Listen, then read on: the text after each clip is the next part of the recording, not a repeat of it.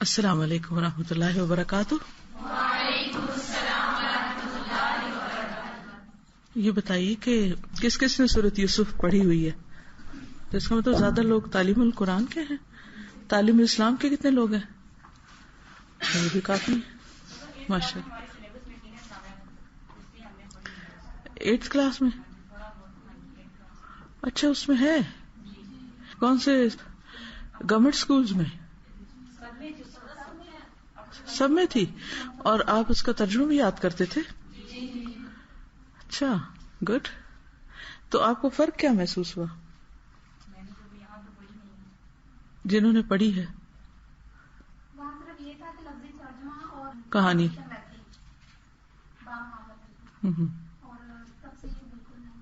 اچھا, تفسیر نہیں تھی کوئی.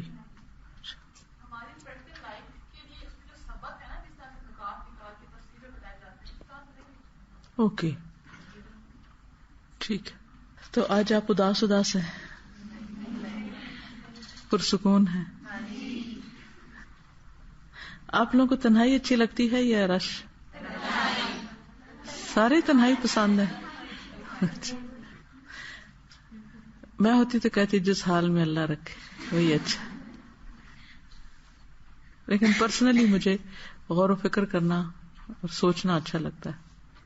میں جب کالج میں پڑھتی تھی, فرسٹ ایئر میں تھی, تو میں اکثر ایک بینچ تھا وہاں ذرا دور کر کے تھا لان میں, تو میں اکیلی جا کے وہاں بیٹھ جاتی تھی. تو کچھ لڑکیوں نے میرا نام علامہ اقبال رکھا ہوا تھا. کالج میں نام رکھ لیتے نا, کسی کا کچھ نام رکھ لیتے, کسی کا کچھ. تو اس دفعہ جب میں کراچی میں گئی تو ہماری ایک برانچ ہے نارتھ ناظم آباد, تو وہاں پر میٹنگ تھی اسٹاف کے ساتھ. تو ایک بچی بعد میں میرے پاس آئی, ہے تو لطیفہ ہی, لیکن کہنے لگی کہ میرے ابو آپ سے ملاقات کرنا چاہتے ہیں. میں نے کہا میرے لیے مشکل ہوگا کیونکہ میں ملتی نہیں ہوں آدمیوں سے. تو کہنے لگا اچھا آپ فون پہ بات کر لیں. میں نے کہا اچھا چلو ٹھیک ہے, تو تم ابھی کروا دو. تو میں گاڑی میں بیٹھ گئی, سب لوگ بھی بیٹھے ہوئے تھے, گاڑی رکی ہوئی تھی گیٹ کے پاس.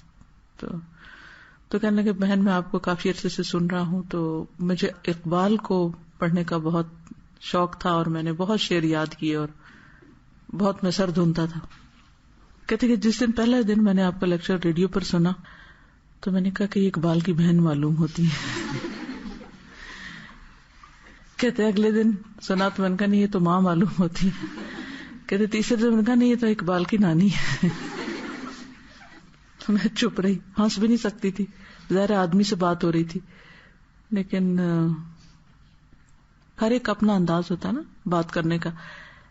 تو کہتے ہیں کہ باتیں کہ اقبال نے بہت اچھی باتیں کی اور سوئی امت کو جگایا, لیکن ہمیں رستہ نہیں ملا کہ ہم نے کرنا کیا ہے. 60 سالوں میں بھی ہمیں کرنے کا کام نہیں پتہ چل رہا. تو آپ نے جو کہا نا پریکٹیکل لائف والی بات, تو کہتے کہ آپ کی ہر لیکچر سے جو چیز ہمیں ملتی تھی وہ یہ تھا کہ کرنا کیا ہے, عمل کیا کرنا ہے. تو چھوٹا سا بھی عمل انسان شروع کر دے وہ کہیں زیادہ وزنی ہے, کہیں زیادہ بھاری ہے باتوں سے. بس اللہ ہمیں عمل کرنے والا بنائے. آج کی جو دوا شافی کی کلاس تھی اس میں جو قرآن سے محبت کی بات تھی, میں تو آج سارا وقت آفٹرنون میں اسی کے اوپر ہی غور کرتی تھی کہ کیا واقعی ہمارے اندر ایسی محبت ہے اللہ کی کتاب سے, اللہ کے کلام سے. اصل میں ہم نے اس کی قیمت جانی ہی نہیں. ابھی کوئی مجھے بتا رہا تھا کہ 2012 جو ہے نا وہ کافی ڈینجرس سال ہے. میں ان کو فکر کی کیا ضرورت ہے, دنیا میں کچھ بھی ہو, اصل بات یہ سوچنے کی کہ میں نے اس کی کیا تیاری کی. واپس تو جانا ہی جانا ہے, ان اینی کیس واپس جانا ہے یا نہیں, جانا ہے نا. اور ہم میں سے ہر ایک نے اپنی قبر میں پڑنا ہے, وہاں تو کسی کے کوئی کام آئے گا بھی نہیں. تو دنیا ترقی کر کے چاند تک جا پہنچے, لوگ چاند پہ گھر بنا لیں, اور ہم اپنی قبر میں خوش نہ ہوں تو ہمیں کوئی فائدہ. اور اگر وہ زمین پر ہی رہ رہے ہیں اور ہم زمین کے اندر خوش ہیں تو بس ٹھیک ہے. تو ہمیں سے ہر ایک کو کس چیز کی فکر کرنی چاہیے کہ میرا عمل کیا ہے, میں کہاں کھڑی ہوں, میری غلطیاں کیا ہیں, میں کہاں اصلاح کروں, مجھے کہاں امپروومنٹ کی ضرورت ہے. تو اس چیز پر ہمیں فوکس کرنے کی ضرورت ہے. مجھے تو وہ جو جملہ تھا نا جو فرعون کی قوم کے جو لوگ تھے انہوں نے کہا تھا, جو جادوگروں نے کہا تھا, فقد ما انت قاض, تم جو کرتے ہو کر لو, انما تقضی هذه الحیات الدنیا, تم تو اس دنیا کا ہی فیصلہ کر سکتے ہو نا. تو دنیا کی ترقی ہو یا دنیا کا فائدہ ہو یا دنیا کا نقصان ہو تو وہ بہت میٹر نہیں کرتا. ٹھیک ہے انسان کو تکلیف ہوتی لیکن اتنا میٹر نہیں کرتا. لیکن اگر آخرت برباد ہو جائے تو پھر تو کوئی جگہ ہی نہیں بھاگنے کی. آپ سب لوگ کہاں کہاں سے ہیں جو گھر نہیں گئے؟ کشمیر تو اتنی ٹھنڈی جگہ ہے, اور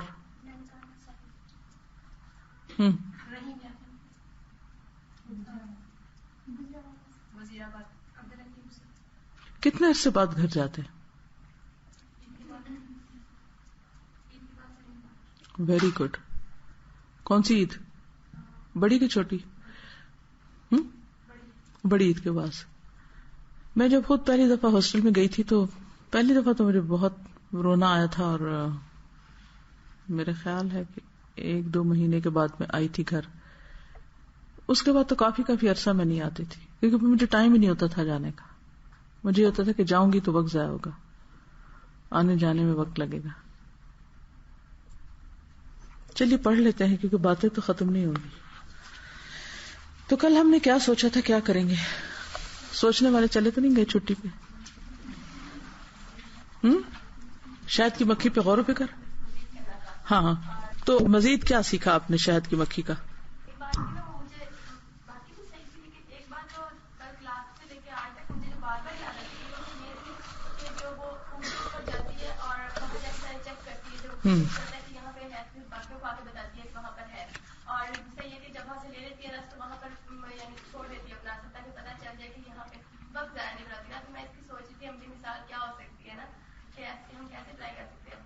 واقعی یہ کتنی قابل غور بات ہے اور کتنی بڑی صفت ہے مکھی کے اندر کہ جب وہ کوئی جگہ ڈھونڈ کر آتی ہے تو پھر واپس آ کر باقیوں کو بتاتی ہے کہ چلو تم بھی ادھر چلو, وہاں سے رس لے کے آؤ.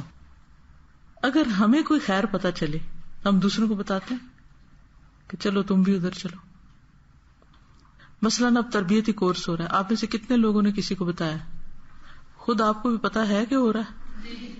کچھ لوگوں تو ہاتھ نہیں کھڑا کہ میرا نہیں خیال ان کو بتاؤ. چلو بتانے کی حد تک تو بتانا, پھر ان کو لے کے بھی آنا. کوئی کسی کو لائے؟ ہاں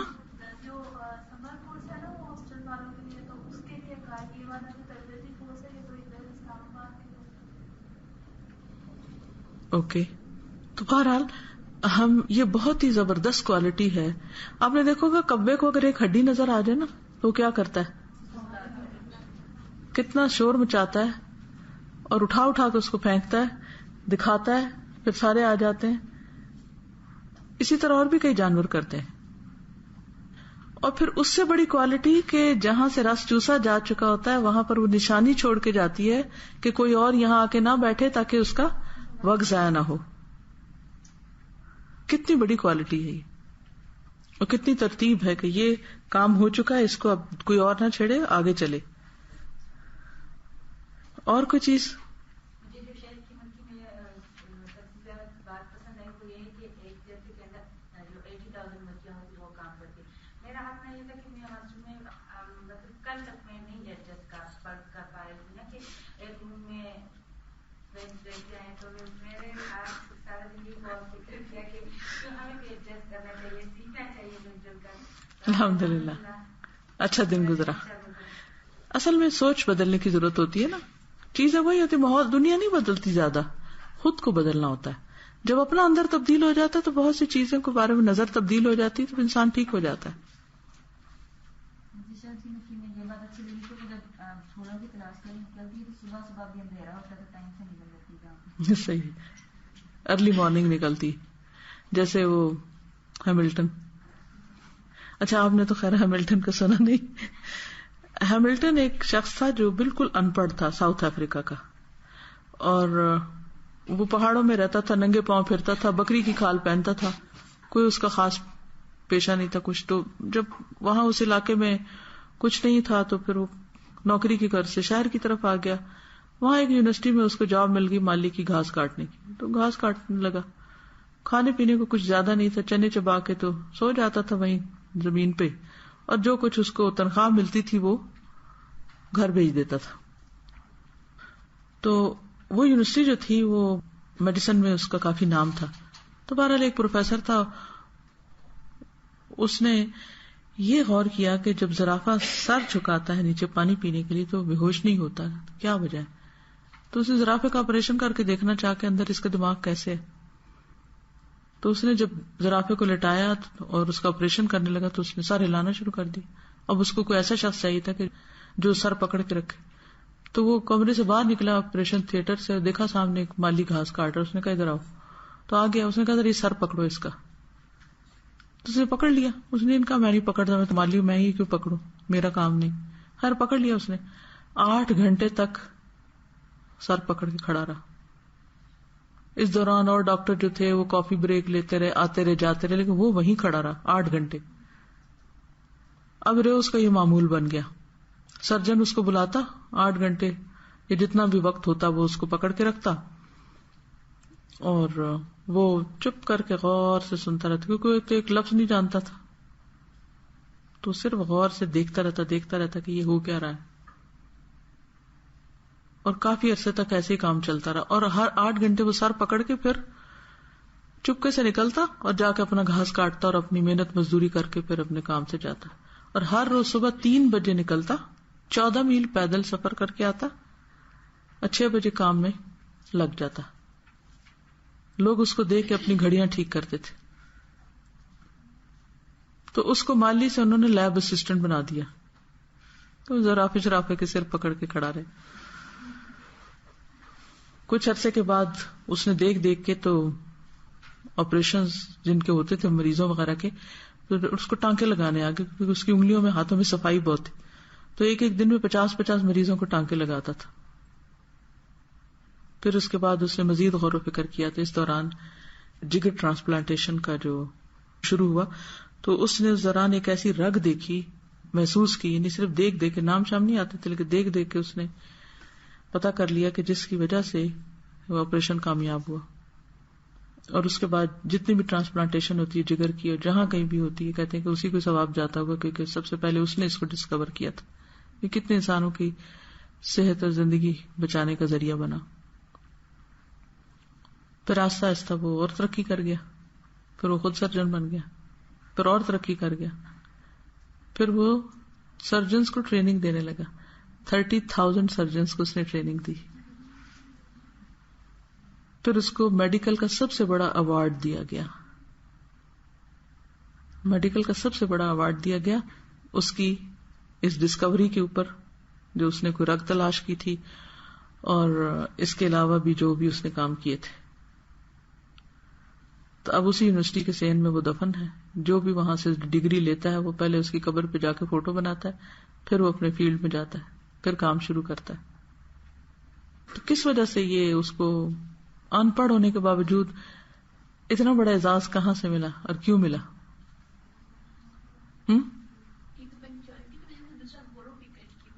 غور و فکر. شاباش, غور و فکر اور چپ رہنے کی وجہ سے نا, چپ کر کے وہ دیکھتا رہتا تھا.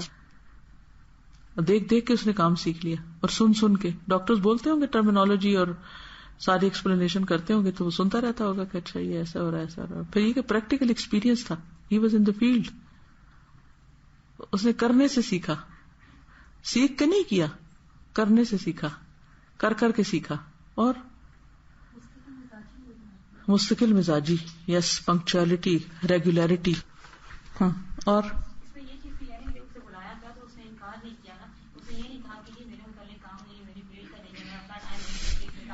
پھر بعد میں 8 گھنٹے ادھر کھڑا ہو کہ پھر گھاس کاٹوں. ایک کام بتاؤ مجھے, 2 نہیں کر سکتا.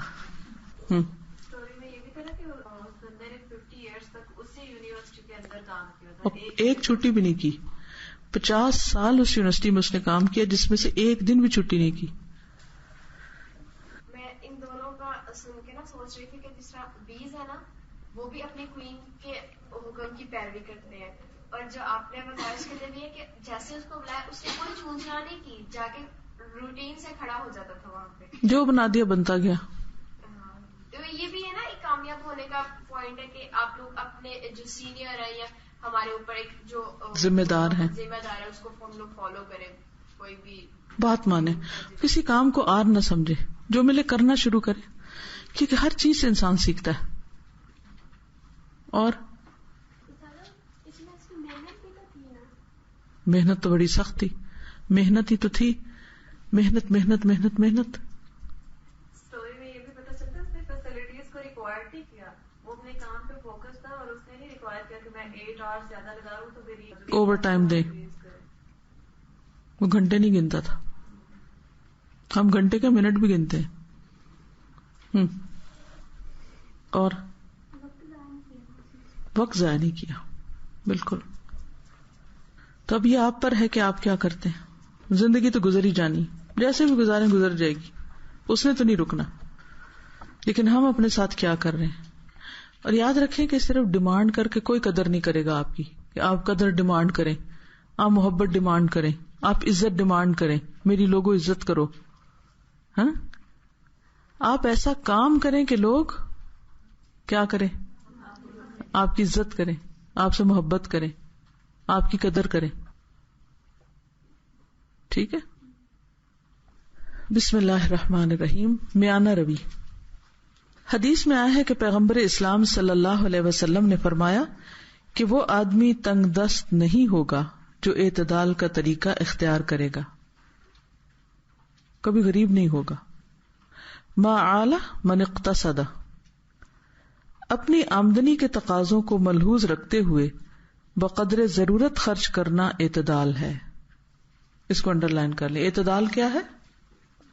اپنی آمدنی کے تقاضوں کو ملحوظ رکھتے ہوئے بقدر ضرورت خرچ کرنا.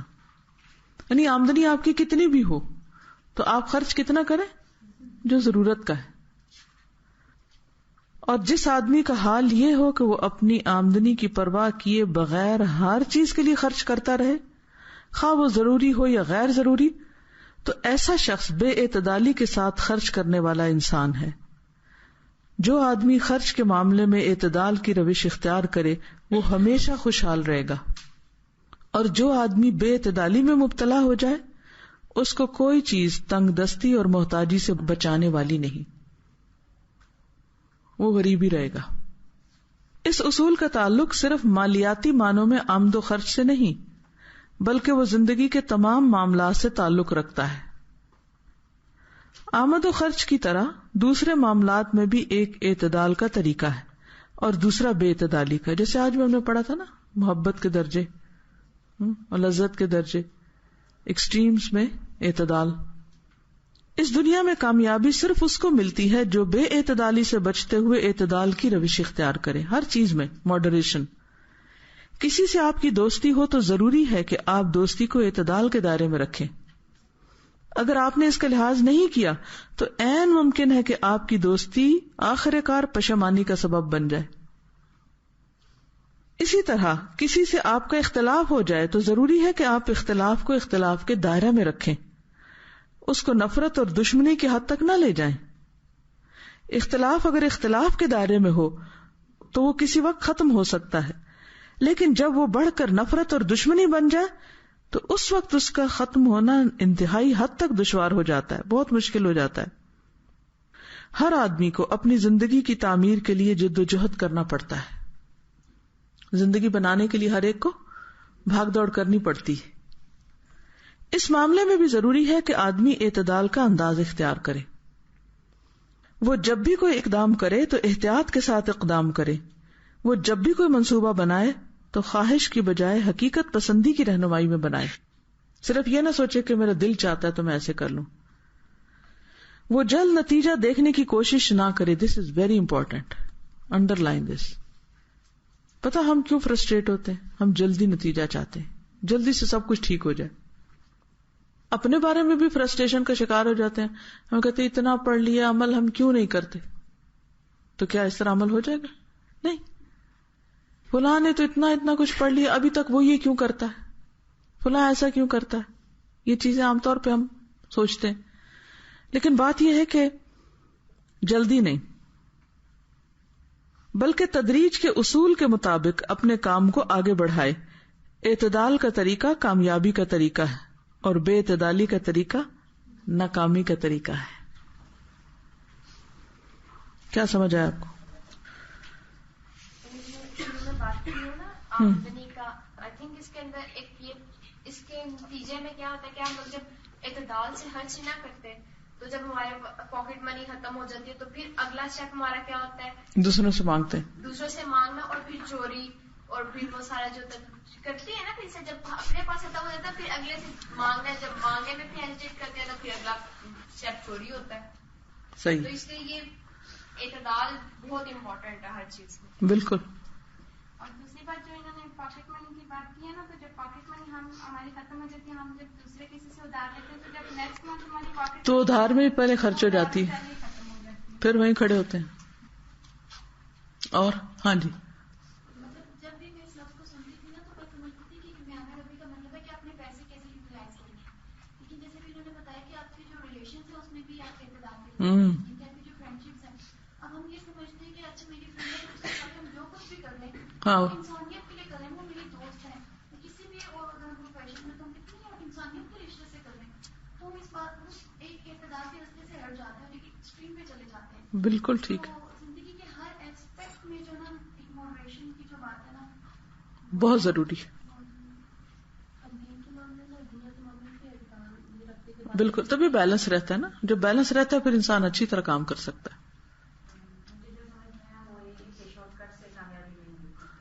صحیح. شارٹ کٹ سے کامیابی نہیں ملتی، کام کرنا ضروری ہے، محنت ضروری ہے، جد و جہد ضروری.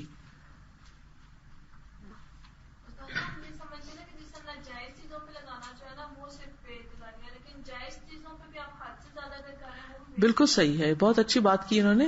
اس صرف ناجائز چیزوں پہ آنا ہی بے اعتدالی نہیں، جائز چیزوں میں بھی حد سے بڑھ جانا بے اعتدالی. ٹھیک ہے.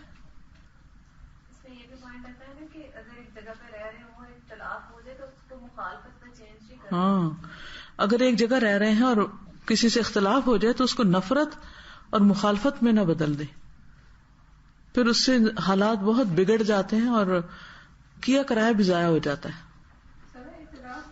مخالفت میں بدلتے ہیں جب ہم بہت جلد بازی میں کام لیتے ہیں کہ نہیں یہ کام اس طرح کرنا چاہیے یا اس طرح کرنا چاہیے. مطلب ہم جب خود اس کو جلدی کرنے کی کوشش کرتے ہیں اس مسئلے کو تو وہ اس وجہ سے مخالفت زیادہ ہوتی ہے. بالکل.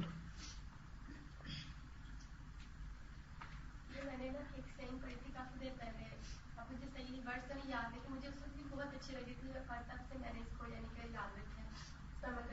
یہ کہ اپنے دوست کے ساتھ کتنی دوستی مت کریں. جی، عربی کا یہ ایک محاورہ ہے کہ احبب حبیبک ہونا ما عسى ان يكون بغيضك يوما ما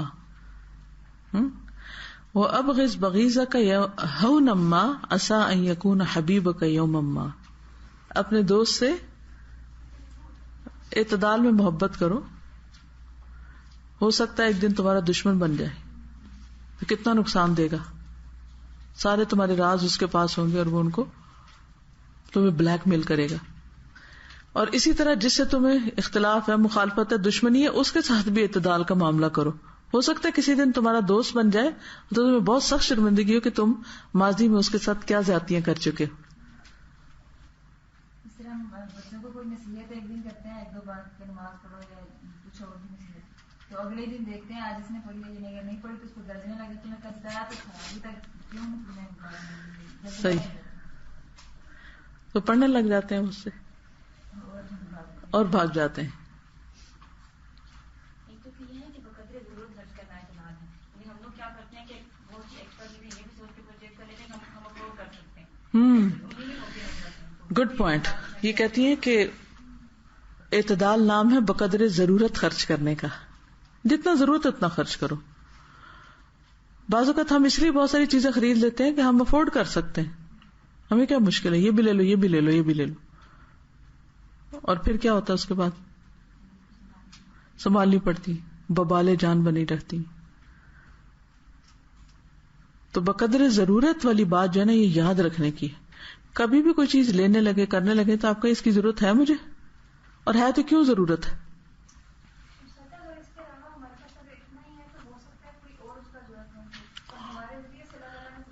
بالکل وہ ہم سے زیادہ ضرورت مند ہو. جیسے ہم شرارتی ہوتے ہیں تو میں اتنی زیادہ مطلب اچھی لگتی ہے، لیکن اس ٹائم ان کی ضرورت نہیں ہوتی ہسٹری کی وجہ سے، تو وہ اگر خریدتے ہیں زیادہ ساری بکس لے لیتے ہیں، اس ٹائم میں نہیں ضرورت، تو یہ بھی ہاں جب وہ لائبریری سے لے کے پڑھ لیں. چلیے ٹھیک ہے، آج کے لیے اتنا ہی کافی ہے. اب کلاس بھی بقدر ضرورت ہونی چاہیے، حد سے زیادہ نہیں ہونا چاہیے. ہاں کل کے لیے ہوم ورک چھٹی ہے نا. ہاں کل تو لائبریری جا سکتے ہیں آپ لوگ. Very good. 5 نئی کتابوں کے نام یاد کر کے آئیں. کس نے لکھی، کیا کتاب، چاہے اردو چاہے انگلش چاہے عربی جو مرضی. 5 نئی کتابوں کے نام along with their writers. کئی دفعہ مجھے انٹرویوز لینے دینے کا اتفاق ہوا تو ہوتا یہ تھا کہ جب میں کسی سے پوچھتی تھی کہ اچھا آپ کچھ پڑھتی ہیں، ریڈنگ کرتی ہیں؟ ہاں میں پڑھتی ہوں. کیا پڑھتی ہیں؟ اسلامی کتابیں پڑھتی ہوں. کس کی پڑھتی ہیں؟ ڈاکٹر اسرار کی پڑھتی ہوں. میں نے کہا کون سی، کوئی نام بتائیں. وہ اصل میں کافی دن ہو گیا تو نام نہیں یاد. تو آپ کو پتا ہے کہ کہیں آپ میں سے تو نہیں کسی سے میں نے پوچھا تھا اور یہ کہا آپ نے. بہرحال تو ایسے اکثر ہوتا ہے کہ ہم کتاب پوری پڑھ لیتے ہیں، نام نہیں پتا ہوتا. بندے سے گھنٹہ بات کرتے ہیں، نہیں پتا تھا کس سے بات کر رہے ہیں، نام نہیں پوچھتے. کتاب پر پڑھ لی تو یہ نہیں پتا تھا لکھی کس نے. تو یہ بیسک ریکوائرمنٹس ہوتی ہیں علم کی دنیا کی کہ ریفرنس کے لیے کتاب، نام، آتھر ان کا معلوم ہو. ٹھیک ہے. میرا یہ شغل ہوتا تھا لائبریری میں. آج تو آپ نے پوچھے نہیں میرا کوئی پرسنل واقعہ. گلاسکو یونیورسٹی کی میں 8th فلور پر بیٹھتی تھی، 8ویں فلور پر. اس کا مطلب سارے نیچے کے فلور بھرے ہوتے تھے. کس سے؟ کتابوں سے. Huge library. تو میرا وہاں کمرہ تھا. جو پی ایچ ڈی اسکالرز ہوتے تھے ان کے کمرے الگ ہوتے تھے. کمرہ الگ تھا لیکن فلور پہ سارے انڈر گریجویٹس بیٹھتے تھے. تو دن میں نمازوں کے لیے میں وضو کے لیے جاتی تھی مین فلور کے اس پہ گزر کے، اور اس میں ہمارے بھی عربک کی بھی اور اس طرح کی کافی کتابیں ہوتی تھی. تو میرا شغل یہ ہوتا تھا کہ میں جب کمرے جیسے بالکل آپ سمجھے کہ ادھر سے آ رہی ہوں نا، یعنی یوں کمروں کی لائن ہوتی تھی اور پھر ادھر آتے تھے مین ہال بکس کا. تو میں آتی تھی تو پھر میں گزر کے خاص رو سے میں نے مقرر کی ہوتی تھی، اور پھر میں اس کی ایک ایک کتاب کو، یعنی آج ایک نکالی نا تو اس کو دیکھا، اس کو رکھ دیتی، پھر دوسری نکالتی، پھر تیسری نکالتی، پھر چوتھی نکالتی، پھر ایک لائن سے گزرتی، پھر دوسری سے گزرتی، پھر تیسری سے گزرتی. صرف میرا مشغلہ ہوتا تھا کہ لکھنے والوں نے اتنا کچھ لکھا ہے، کم از کم میں اس کی شکل ہی دیکھ لوں اگر پڑھنا نہیں تھا. اس سے الحمدللہ مجھے بہت فائدہ ہوا کہ دنیا میں لوگ کیا کیا کام کر رہے ہیں، کیسے کیسے وقت گزارتے ہیں، کیا کیا لکھتے ہیں. اور میں پورا دن تقریباً لائبریری میں گزارتی تھی. رات کے 9:40 پہ ہماری لائبریری بند ہوتی تھی، اور تقریباً میں اور میرے ہسبینڈ آخری لوگ ہوتے تھے جو لائبریری سے نکلتے. یہ ہمارا ڈیلی کا معمول تھا، اور بہت ہی انجوائے کیا میں نے اس وقت کو، بہت زیادہ. کیونکہ اتنا سکون اور اتنا کوئی کچھ کہنے والا نہیں تھا، اپنی دنیا تھی پڑھنے کی. تو آپ لوگ بھی لائبریری کے سرانے رہتے ہیں یا پچھواڑے رہتے ہیں یا محلے میں رہتے ہیں تو لائبریری ضرور جایا کریں اور جا کے ان کی زیارت کیا کریں کتابوں. ٹھیک ہے. اس کا فائدہ یہ ہوگا کہ زندگی میں آپ کو اگر کبھی کسی ٹاپک پہ کسی کو کچھ بتانا ہوگا تو آپ کو فوراً وہ کتابیں فلیش بیک کرنے لگیں گے آپ کے مائنڈ میں. اچھا ہاں اس سبجیکٹ پہ، اس ٹاپک پہ، او یس یہ بھی ہے، یہ بھی ہے، یہ بھی ہے.